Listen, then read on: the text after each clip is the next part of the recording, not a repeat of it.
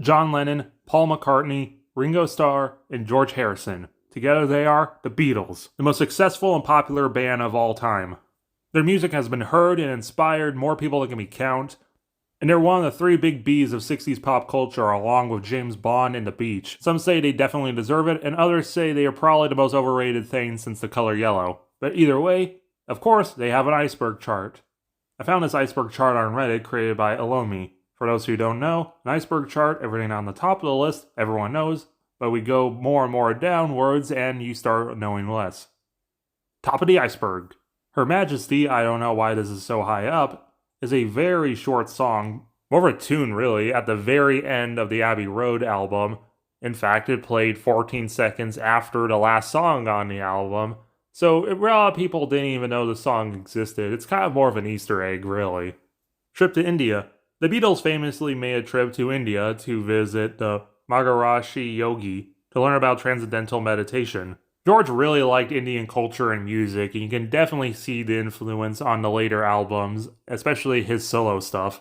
And there's a lot of people, especially at the time, who noted the Beatles in a pre- and post-Indian era, and mostly negative lights of the post-Indian era.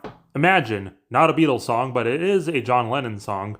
It is a beautiful song about John Lennon singing about a perfect communist world. It's the best and most well-known solo Beatles song, and kind of also one of the most successful and popular Beatles things ever. Yellow Submarine film. There is a film about the Yellow Submarine.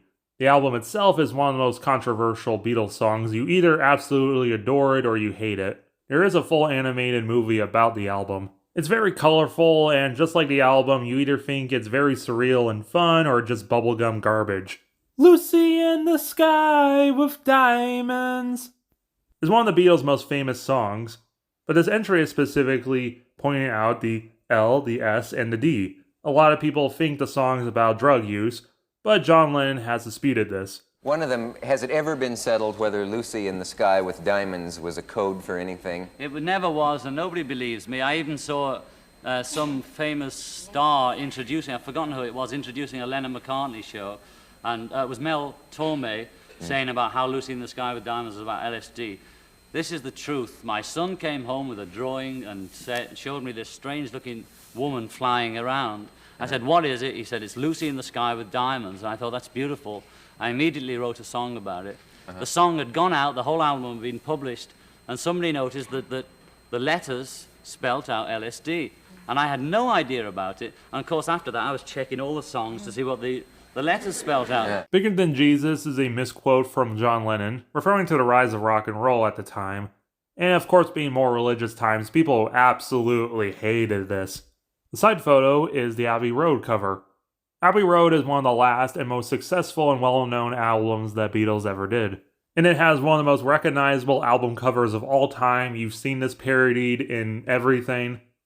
I would probably also add an entry about Sgt. Pepper's Lonely Hearts Club Band, an extremely experimental album and one of the most successful albums the Beatles ever did. It features Sgt. Pepper, of course, while also Lucy in the Sky and Get a Little Help from My Friends. They also should have definitely added Yesterday, one of the most beautiful songs the Beatles ever did. And also, I guess because it's more recent, they probably could have added an entry about the movie Yesterday. A movie where a guy goes into a universe where the Beatles never formed, and he becomes famous for singing Beatles songs. And they could have added I Am the Walrus, which is one of the most recognizable songs from the Beatles, as well as Here Comes the Sun, and Twist and Shout. And how did they not add an entry about this? The Ed Sullivan Show, which is where they debuted in America and started Beatlemania. And also, why didn't they add an entry about Yoko Ono? Yoko Ono is one of the most controversial figures ever. There could honestly be an iceberg just about stuff Yoko did. But basically, she's a Japanese artist that John fell in love with despite being married already. And a lot of people blame her for the breakup of the Beatles. Next tier. Ram, which is here for some reason, is a Paul and his wife Linda single. Paul died in 1966. This is a big conspiracy theory within the Beatles that says that Paul actually died in a car crash in 1966, and the Paul McCartney that's still alive today is actually a doppelganger. And there's a lot of people pointing out stuff like, oh, on Abbey Road, Paul is barefoot when everyone else is wearing shoes. Or he's wearing a black rose and your mother should know, and everyone else is wearing red.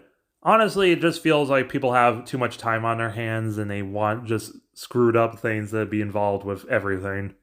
Wings is Paul McCartney's second band after the Beatles. They did a song once, Magneto and Titanium Man, about one of the most famous Marvel villains in Titanium Man. Beatles cartoon. From 1965 to 69, it ran for 3 seasons and 39 episodes. John physically abused Cinda, his first wife. Yes, John's a great musician and has made beautiful music, but the thing you gotta really realize about people is they're complicated and can also do bad things. Hey Jude is about Julian. Julian Lennon, John Lennon's first son, with Cynthia, not to be confused with his second son, Sean, with Yoko. He inspired Lucy in the Sky while also inspiring Hey Jude to be a song to try and uplift him during the divorce. All Things Must Pass is George Harrison's third solo album. Pete Best was the drummer for the Beatles before Ringo. Plastic Ono Band was John and Yoko's label. Brian Epstein was the manager for the Beatles, who died quite young. A lot of people considered him the fifth Beatle, and a lot of people point to his death to be why the Beatles actually broke up. Anthology Series was an 8-part documentary with Paul, George, and Ringo talking about the band. George Martin, not to be confused with George R.R. Martin, was the Beatles' producer and considered the fifth Beatle. But so was people like keyboardist Billy Preston. The Quarrymen basically was John Lennon's garage band that eventually blossomed into the Beatles. The side photo is of Paul. Could add an entry about Ringo Starr liking Taylor Swift and the Black Eyed Peas, and another entry about John being positive towards the punk scene. You can also add an entry about the Beatles invented metal because they kind of did with their song Helter Skelter on their self-titled but often referred to as the White Album. You can also add an entry about the Helter Skelter murders orchestrated by crazy cult leader Charles Manson. There could probably be an iceberg just about Charles Manson, but why we call this the Helter Skelter murders is because Charles Manson listened to Helter Skelter and for reasons believed that the Beatles were the 4 horsemen of the apocalypse. Anyways, I'll probably also add an entry about that one video you see on TikTok a lot about the Beatles going to see the SpongeBob movie. Hey guys, let's go watch the SpongeBob SquarePants movie, 2004. 2 hours later. Good movie. I thought it was alright. No one asked you, Ringo. Next here. Temporary Secretary is a McCartney song that's very experimental and very different from most other songs he's made. Bob Dylan introduced them to pot. Yes. Your Face is a blooper on No Reply. The song is supposed to go, and I saw you walk in the door.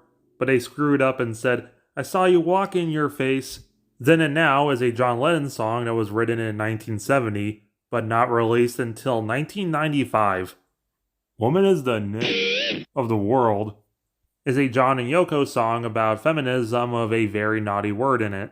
Ringo narrated Thomas the Tank Engine. Yes, he did. Which is kind of funny, but not as funny as George Carlin doing it. Alan Clean is the manager after Brian and also a thief. Traveling Wilbury or Wilbury or whatever is George's band. John joked about Paul's death. Yes. They all knew about the conspiracy theory about Paul's death and joked around about it, putting in reverse messages in their songs about it. Carnival of Light is a 14-minute song that was very experimental and only performed once. There was no recording of it. The Rutless is a Beatles parody band. John is bisexual. Yoko in 2015 said this, but there is not really that much evidence behind it other than a bunch of weird fanfiction. Beatles may have reformed if John didn't die is wishful thinking. My Sweet Lord copyright dispute. My Sweet Lord is a George song that sounded kinda like He's So Fine, and there was a big copyright dispute about it. John declined being knighted. Yes. The side photo is a famous photo of John before he was assassinated. For those who don't know, John was indeed shot by someone trying to be famous. There's a lot of conspiracy theories about this too, but whatever.